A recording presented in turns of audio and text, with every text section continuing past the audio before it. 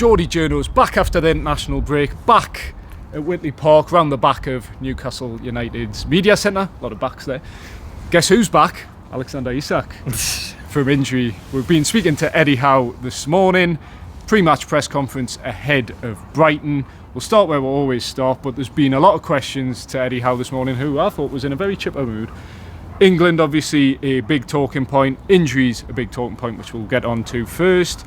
And then some other things around Brighton. Yankuba Minteh, obviously, as well. His return as such. But yeah, on the injury front, Jordan, I'll let you kick off, because we did do a first take of this, and I just gave the game away entirely. So we are starting now? Yes. Because, we've got a new microphone, and you noticed a bit of fuzziness on the microphone. Hopefully I'm not jinxing you, but I think we've fixed the problem before when I've done a full 20-odd minute video. We had a first take. But we have got a new... Welcome to feedback again, as always. But yeah, we have got a new mic, and it's... Let's hope it's good. Yeah, hopefully. Investment in the channel continues. Exactly. New tripod as well, which we've had for a few weeks. Let's go, Jordan. Come on. Okay. Yeah, so what do you say on Isak? Yeah, he's back. Isak's back. He's looked good this week in training, according to Eddie Howe. Callum Wilson has trained this week. Is he ever going to say a player, oh, he's back, but he was terrible in training. He was crap in training this week. And manager's never going to say that. No, that's true. But yeah, Isak's... Is his broken toe completely fixed? Yeah, he said it's healed. The toe's healed, which is quite quick recovery. It's only been a month. Yeah. But yeah, fair play.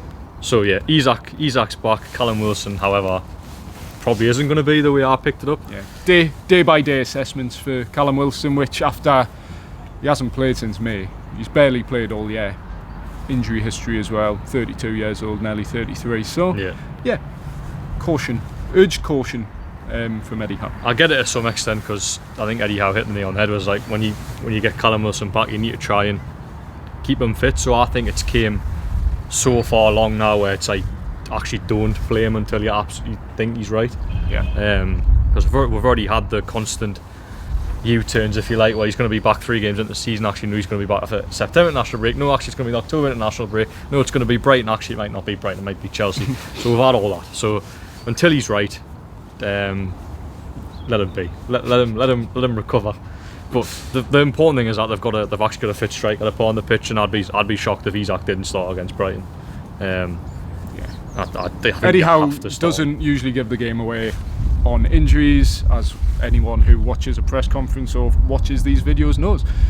But he gave enough away about Alexander Isak, saying yes, he's in contention, which gives the game away, I suppose, from Eddie Howe. Yeah. Would expect Alexander Isak to be involved. One player who won't be involved, though, question I asked, Kevin Trippier, obviously hamstring injury picked up against Everton, said he'll be out for a few weeks, which I think will most likely turn into probably a month or so, because a few weeks' time is the next international break. So unless he's back for maybe that Forest game or the Arsenal game, I'd say unlikely. So you're looking at a extended spell on the sidelines for Kieran Trippier, I suppose. Yeah, I personally think it's a blow, and I get that Livramento is a dependable backup and a very, very good backup. I think right back is probably one of the most in-depth areas that Newcastle have got, but I just think Trippier, as regular watchers know of this channel, we're massive fans of Kieran Trippier. In the start of the season, there was a debate between Livramento and Trippier, and most people are saying Livramento, and I've always stuck by Trippier, and I still stick by Trippier, because I think he gives you so much down that right hand side. Just a really good balance, a good threat going forward. Set pieces is usually good, albeit he can go hot and cold with them. And Livramento is good, but just very, very different players. And I think people still overlook Kieran Trippier's importance, and I think losing him for what's going to be, say, probably until the next international break, I think's a blow. It's not a slight on Livramento. I just think they're very, very different players, and at this stage Trippier gives a lot more than Livramento. So I think it's a hidden blow, but hidden blow, that's if you like. It's because people look and go, well, we've got Livramento to come in, and I agree with that, but I don't think Livramento is as good as Kieran Trippier at this stage in his career. Get that into a headline. Newcastle United hidden blow. I think I've done a hidden blow before. I don't know. It's a term that's popped in my head. I wouldn't have just made that up. I've used that before somewhere. With the Livramento and Trippier argument, I think it's one of them where it's short-term thinking over long-term thinking. I think Kieran Trippier brings more quality to the side in the short term, but how long is he going to be around? Tino Livramento, if he continues on his current trajectory, could be Newcastle's right back for the next 5-10 years if we're lucky. So it's an important phase of his development. He's 21, pushing 22 now, so he needs to be playing regularly in the Premier League, something he hasn't really done that much. So yeah, I think it's a hidden blow, but it could be a blessing in disguise for Newcastle. Yeah, in terms of giving Tino Livramento a run of games, and in the long term could benefit him and obviously the club in turn as well. But short term, I think for Newcastle, the side obviously gets a bit weaker in my opinion. But yeah, on the injury front as well, another question asked, Lewis Miley back in training.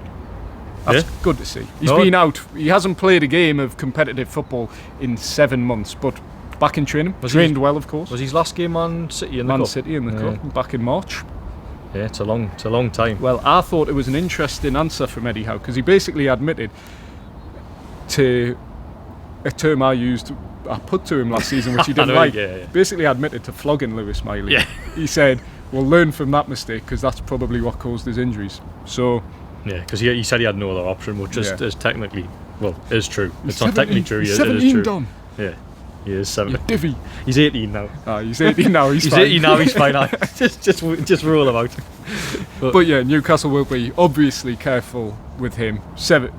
80. But he's been out for 7 months. So yeah, I would question, could he be playing on this pitch before he plays for the first team? Yeah, because he's obviously still eligible. So I think one of the questions you asked in the press conference, it's about the midfield area where Lewis Miley does very much come into a very, very different situation to when he came in last season, where he was almost forced into it, wasn't he? Yeah, where they had to play him. Whereas now he's got added competition, and that includes a Joe Willock who is now fit. I don't know if he's quite fully fit yet, but is available. And of course Sandro Tonali as well, so he faces a canny battle to get in the coming out all the terms. Well. Yeah, coming out all the terms today. Canny battle and hidden blows. But no, it's good to have him back. Where you give him game time, I think you're probably right. I think he probably has to play on the pitch behind, because even when you look at like a Chelsea, and I'm not saying Lewis Miley couldn't play against Chelsea, showed last season that he's a very, very good footballer, but you play your best team, and Lewis Miley respectively probably isn't in Newcastle's best team. No. Yes, there's more senior options ahead of him, so yeah, it's probably maybe not even in Newcastle's second best 11, if you know what I mean. Probably just gets in a midfield three, maybe. Because there's 6 midfielders, and and so we'll see what happens with Lewis Miley, but it's good to have him back. You'll obviously benefit from all his first team training, etc. But game time, I'm not sure you quite fit him in. It's not it's not as easy as just giving him a few minutes everywhere, because you've got 2 other midfielders who'll be sitting on the bench alongside him, who are probably I would definitely ahead of him in the pecking order. It's a better situation for him though, to ease him back after so long. He will get minutes here and there, but yeah, he does come back to a very different environment where he's definitely not guaranteed minutes, whereas he was for a decent spell last season where he was just starting every week, for better or worse. Yeah. But from hidden blows to a bit of an inside scoop in the press conference related to your question, because Dan Burn obviously coming back against his former club once again.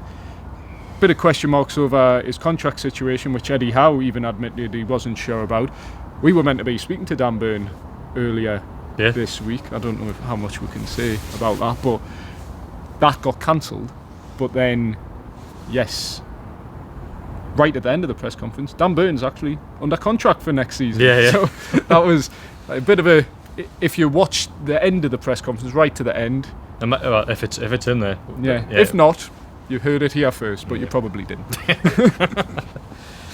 I mean, because I was under the impression he was out of contract, because, and I looked at this, the official statement. The official statement from October last year, for a contract he signed in July. So I think I mentioned on the channel that he'd signed a new contract in the summer. It didn't get announced about 2 or 3 months later, which bizarre. No idea why. But yeah, it was announced as a new contract until 2025. But basically, what it was just improved terms, from my understanding, and to sort of reflect his enhanced status in the squad in terms of leadership group, etc. And a man that has continued to play, because I think I was speaking to someone about it this week, where Dan Burn for me was signed for probably, I thought, for 6 months to keep Newcastle in the league, and then even in the summer when they signed Sven Botman, you thought, well, that's Dan Burn out of the team, and then Dan Burn moves over to left back, and then obviously Botman's injured, so Dan Burn moves back in, and they sign Lloyd Kelly, and it's like, well, oh no, so Lloyd Kelly's going to replace Dan Burn now, but he's just the man that constantly survives in the team, and rightly so, by the way. He's not there by chance, he's there on total merit. So yeah, I think it's like essentially a triggered contract, where it's an extra where he's under contract and next season, which, look, I think it's good business by Newcastle. You'll be getting on by then, but shout out to Lee Marshall, good media management, head of media, because he came in at the end and just clarified it, rather than us journalists speculating, having Eddie Howe giving a neither here nor there answer. Yeah. So protecting his manager rather than doing us a favour, which, why would you do us a favour? Giving us a line. Yeah, no, we're talking about it. Yeah. Inside scoop. Title of the video. The inside scoop. Well, there's an inside scoop. The inside scoop is we were meant to speak to Dan Burn yesterday and got called off. Why? Who knows? Right, so we'll move on. Yeah. Look, you look like a man ready to move on. Brighton tomorrow. Yeah. Yankuba Minteh. That's how I was going to go on. Return. Yeah, the return of the king. I think a key talking point, and I've seen lots of fans debate this week on social media. Should Newcastle have taken the points deduction and not sold Yankuba Minteh, or should they have sold someone else rather than Yankuba Minteh? My feelings are, I think I agree with Eddie Howe on this, where I think Newcastle, for as good as, and I'm a big fan of Yankuba Minteh. I think he's got potential to be a really, really good player. But it was the right thing to do, let's be honest. It depends how big the points deduction was. I think it's silly social media hypotheticals, which is what social media is all about in some ways. But if you gave me an option, could Newcastle keep hold of Elliot Anderson and Yankuba Minteh, and would it have been maybe a 3 or 4 point deduction? It becomes a much more difficult one. 10 points, you're like, no way. 3 or 4 points, you keep them hold of 2 really talented young players. And then it becomes a different sort of situation. So let us know in the comments, if it was a 3 or 4 point deduction, would you want to keep hold, or even 10 points if you love Yankuba Minteh and Elliot Anderson that much. But me and Liam discussed it on our shots video. It's hard to be that upset about a player Newcastle never really had, and basically was that get out of jail free card in terms of PSR and a points deduction. I think it's really sad that there's a same with Anderson as well, where you've got 2 young players there who have clearly got a lot of ability and could go on to be absolutely fantastic footballers, and probably will. But Newcastle United were in a situation where they just needed to sell, and there was 2 deals on the table, and it was only two deals only that they had to do. According to Eddie Howe. Yeah, honestly, it's a massive shame, but they had to do it, and I can't sit here and criticise that, because what's the alternative? Losing Gordon, losing Bruno, Isak. That's more unimaginable than losing a player who never played a game for the club. It's just it's a massive shame, but it had to be done. So I'm not going to sit here and critique Newcastle because of it. I can critique them because of the fact that they weren't actually proactive enough. They put themselves in that situation. They put themselves in that position, which is one thing I would critique them for. But when you're in that position, you need to do deals. There were 2 players. That was an obvious one, wasn't it? So, yeah, that's... Interestingly, Eddie Howe said, obviously it still hurts that Newcastle had to sell him and Elliot Anderson. I imagine probably hurts even more because that was a player Newcastle very much had.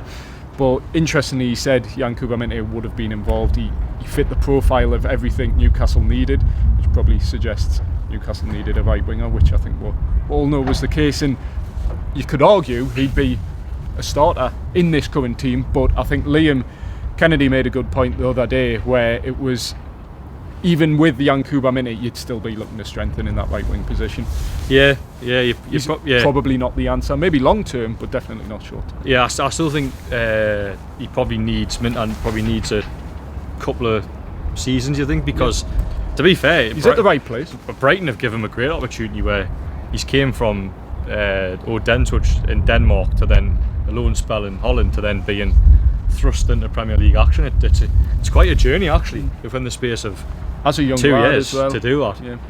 So great opportunity for him, but I agree with that. I think if he was in the team now, he'd probably still be looking at someone and going, well, yeah, he's not becoming prospect, but we still need someone for the here and now. And look, maybe he is one here for the here and now because he's playing every week for Brighton, but having watched him myself, I do think he's quite raw still. But he's got lots of ability now. As I say, I do think he'll grow to be a really, really good footballer. I mean, if you look at Newcastle's right wing options, is he probably the best right wing option? I would say He yes, would have been. but that's probably more because of the competition he's got, and I don't want to sound proper disrespectful. Yeah, It's the weakest area in Newcastle squad, and the only area that hasn't been strengthened since the takeover. Yeah, and I Those I are just think, facts. yeah, I think it's on the right wing position. I think it's the most pressing. I think you go into January and there's talk about re-signing or going for Marquis again. I think the right wing position is an absolute necessity before you even think about a centre back, because you think about Botman and Lascelles are going to come back. Yeah. So that's added depth there, and then okay, maybe not the quality in terms of Lascelles. People have question marks over Lascelles. I'm a big fan of Lascelles, but there's question marks over him. Botman will probably need, same as Lascelles, actually need space, time to get up and running. But you've got bodies there where there's a right hand side position. There's a real lack of quality, and there has been for a while. And I think that for me that's a priority.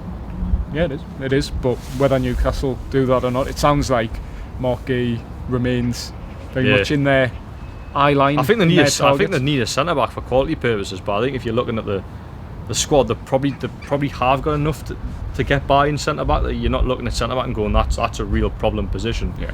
Whereas the right hand side is, because it's a straight shootout between Jacob Murphy and Almiron. And then of course there might be a case where you're trying to fit Gordon and Barnes in the team and one of them moves over, but that's not their best positions. You need an out and out right forward, a recognised right forward, and a quality right forward, which they unfortunately haven't quite gotten that. And I like both Jacob Murphy and Miguel Almiron. I think they've had some really, really good moments for the club. You think about Almiron, that goals to get in the Champions League, scoring the Champions League. Jacob Murphy, scoring against Tottenham and coming into the team and just being a dependable lad, a player that if Newcastle go out and sign a right forward, for me it remains a very, very good squad player, and I would keep him around because I think he's earned that. But he's not one that should be relied upon to start every week, in my opinion. But Who would you start tomorrow? What's your lineup? you line up tomorrow. Put you on the spot. Yeah, I think the Hey, another injury boost. Martin Dubravka back. right, Martin Dubravka and goal. Right. Nick Pope. Martin Dubravka gets so much disrespect. He's a hero, Martin Dubravka. No, I don't. Hero. I don't know. Actually, He kept Newcastle in the league did, almost single-handedly. hero for his feels strong, but I think he's disrespected. Actually, I think he's disrespected by a lot of people. Yeah, Probably by I us think at times the as well. time he went in Man U probably left a sour taste. It did. That's what it is, and people don't forget. But So- for Martin Dubravka, for his 4 years at the club, was it 4 years? It got to the Before point where Nick I Pope. didn't think Nick Pope was an upgrade on him. I have since been proven incorrect. Proven me as well, proven terribly wrong, which we shouldn't tell people that because people might think we're clueless. People probably think that anyway. We are clueless. You can only judge a player on what Yeah. you've seen, and I thought Martin Dubravka was the same level as Nick a Pope. similar level, yeah. Right. But Start Nick 11 Pope is in goal. Aye. Yeah, you come for the waffle, man. Nick Pope and goal. Livramento, Share. This is based on Burn. Eddie Howe's squad information, based on Yeah. who is available according to Eddie Howe. Obviously, training taking place, you don't know the full extent of the injury situation. So, little disclaimer there. But, Jordan, continue. Lewis Hall. Okay. I think he keeps the same midfield three. Tonali, Bruno. Bruno's Jordan. only just come back. But you don't drop your cap. No, you don't. And he's imperative. Newcastle don't win games Unless you Bruno's Brazil. in a rush. Yeah. And then the front three, Murphy. Haven't said all that. Jacob Murphy. He's the man. He is. Isak, Gordon. That's what I think the team will do. Geordie Journo's friend of the channel bias there, Jacob Murphy, featuring on a live stream. No, I hope it doesn't feel like a proper assassination on Jacob Murphy, because I actually really like him. As I say, I think he's found a proper place in this team. He'll go down as a cult hero. He's the boyhood Newcastle fan who's living the dream, and it was, I would say, when the takeover first happened, was one of the first people that you'd expect to leave, and here he is, still here, and he does a job. As I say, I don't think he can be relied upon to start every game, but he can come in and perform well. He's done that in multiple points of his career on Eddie Howe, where he's came in for a spell of games and looked like a world beater sometimes with all the assists he had and a few goals at the back end of the last season, etc. But yeah, I really like him, but as I say, I don't think he's the long-term answer, and I don't think anyone would disagree with us on that front. I think after 2 weeks away, Newcastle, we argued, put in their best performance, at least in 2/3 of the pitch of the season against Everton. Still lacking in the final third, but I think Alexander Isak coming back will hopefully add that sort of spark and cutting edge that he hasn't really brought this season, but hopefully back fully fit, hopefully, and will lead the line. Anthony Gordon on the left. I'd still put Harvey Barnes on. No, I'd put Harvey Barnes on the left, Gordon on the right, and maybe switch them around, which Eddie Howe has done during the games. Midfield three, I thought the midfield three point you made were as functional as they ever have been in that game against Everton. Sandro Tonali, by all accounts, played very well against. Who did the play? For Italy. I don't know. I've been off this week. They played Belgium, didn't they? Yeah, there was someone else. And they played Israel. Yes. Is it right? Okay. He was apparently brilliant against Israel. I've been off this week, so I don't look at football when I'm off work. Yeah, I don't look at international football to be fair. No, you're not the only one. So yeah, playing really well for Italy. He's played more minutes for Italy than he has Newcastle this season, which I thought was interesting. So, so I'd have him, Joe Linton, Bruno, and I think the back four and goalkeeper, if everyone's fit, picks itself. Kieran Trippier comes out injured, Tino Livramento comes back in. So yeah, that should be enough to give Brighton a good game tomorrow. Does anyone care about the England stuff? We'll touch on it. I'll be honest, I don't. I didn't. I mean, but I think we'll pay it lip service because obviously it was a big talking point. And Thomas Tuchel, what do you make of that appointment? Absolutely fine. I think I actually agree with the sentiment of that. It's like the best of the rest thing, isn't it? Where it's like probably the England team manager should probably be English, but the best of the rest was Eddie Howe, available. And they didn't, and he wasn't available. So if you can't get the best of, what's the point of appointing someone that isn't the best? So if you can go somewhere else and go overseas and get the best, and therefore I believe Thomas Tuchel, was the best, and it's hard to really disagree too much. If you look at available managers, you can go like Guardiola or whatever and stuff, and Guardiola's obviously the outstanding candidate for any team in any national team in the world, but Guardiola's not available. So who is available? Out of the pool of managers that were available, Thomas Tuchel was probably the best option in my opinion. As I say, you look at. Actually, I said I wasn't going to talk about this actually, but I'm on a bit of a rant now, and not rant, but. You come for the news, stay for the waffle. It's just the pool of English managers isn't very strong. No, they would have probably spoken to the likes of Steven Gerrard, Frank Lampard, which probably shows the standard. These are failed Premier League managers. Gareth Southgate was a failed Premier League manager. It's just a different sort of game in international football, so it'll be interesting to see how Tuchel adapts to that, having not managed in it before. And it would have been interesting to see how Pep Guardiola would have managed, because he's very system, identity, possession based, and can you actually instill that in a squad that you see 4 or 5 times a year? Yeah, it's interesting. It's a different game almost. It is, yeah. For a manager. I think even for Eddie Howe it would be difficult for him if he was, because he's built a team here that's sort of high intensity, outrun and outfight, and that's built over a sustained period all the time, training. Whereas you would get a group of players who've all got different fitness levels because they did play different styles at the football club, and then be asked to play this high intensity, and it might finish some players off. But anyway, the club managers will be fuming now. Yeah, exactly. So Tuchel for me was the best available manager, so I've got no problems with it at all. Fine. But Eddie Howe said no contact with the FA. I think it probably just because of his contract situation at Newcastle would cost them too much when they've got a very good alternative who would cost nothing other than what you'd end up paying. Yeah, I agree. Yeah, so that's all it was. Eddie Howe was pleased to. He actually said that, didn't he? He was pleased to see the England job actually be taken because the external noise wasn't helpful. Yeah, there's a bit on how about his future when he'd maybe step away from football and stuff like that, which was interesting, which he was quite open about. He's thought of going around the world and things like that, but he said his focus at the moment very much Newcastle, though his mind may occasionally wander into that. As anyone who's got a very busy job goes, ooh, wouldn't mind a few weeks on the beach. Eddie Howe wouldn't mind. You've just had a week on the beach. Hey. Beach of Wallsend. There's no. I wish there was a beach in Wallsend. I would have been Tyneside Riviera. No, I've had a week on FIFA. Oh, that's good. I'm dazed for this video. I haven't spoke well on this video. I apologise.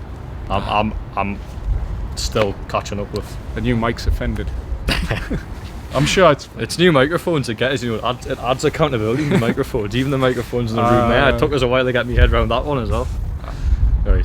Well, it was all good. I thought Eddie Howe was in a good mood. I think he's glad that England speculation has been lifted, even though he's continually sort of.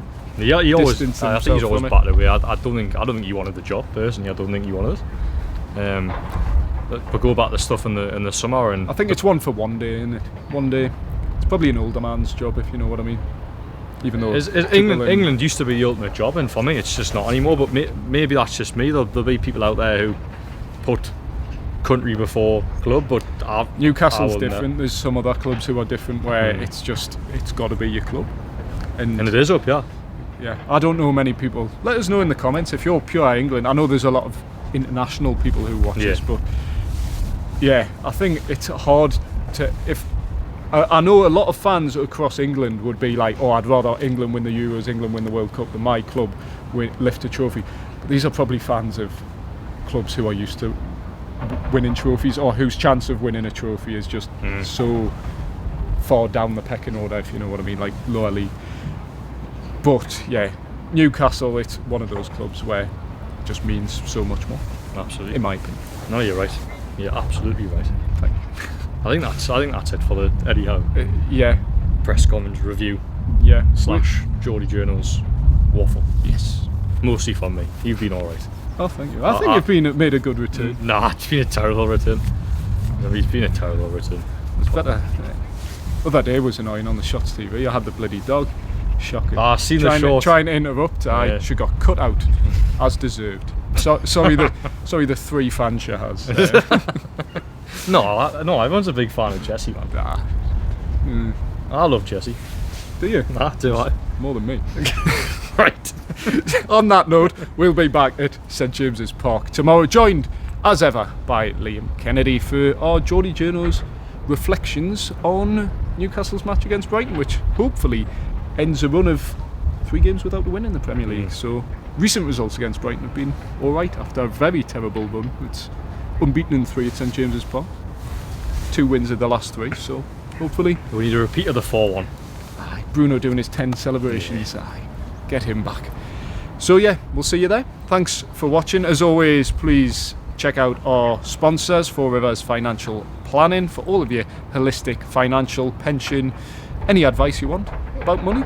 Check them out. And of course, please remember to like, comment, share, subscribe, ring the bell for all your Geordie Journals content. Your thanks contributions have obviously helped towards a new tripod and a new mic as well, so thank you very much for that, and will help towards travel and hotel for the Football Content Awards next month, which we'll be down in London at the Tottenham Hotspur Stadium. Voting's now closed, so thank you for whoever voted. May have been a drop in the ocean, but we appreciate every vote and every bit of time you've spent watching us, and obviously clicking on that link and voting as well. But that's over, and this video's over, so we'll see you at St James's Park tomorrow.